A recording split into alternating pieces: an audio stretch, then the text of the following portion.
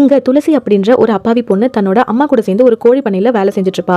கோழி பண்ணையோட ஓனர் வந்து துளசியை எனக்கு கல்யாணம் பண்ணி கொடு, எப்ப எனக்கு கல்யாணம் பண்ணி கொடுப்பா, அவ எனக்கு வேணும் அப்படின்னு சொல்லிட்டு துளசியோட அம்மா கிட்ட ரொம்பவே பிரச்சனை பண்றாரு.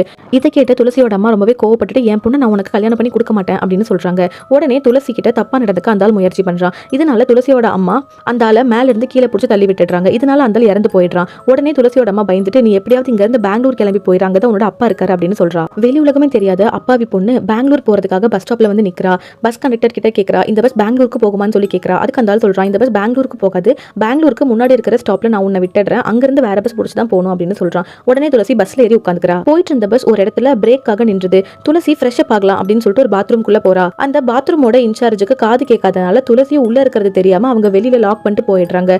உள்ள இருக்கிற துளசி ரொம்பவே பயந்து போய் கதவை தட்டிக்கிட்டே இருக்கான யாருமே வரல. துளசியோட பஸ்ஸும் அங்க இருந்து போயிடுது. இந்த மூவியோட ஃபுல் வீடியோ லிங்க் டிஸ்கிரிப்ஷன்ல இருக்கு, செக் அவுட் பண்ணிக்கோங்க. தேங்க்யூ ஃபார் வாட்சிங்.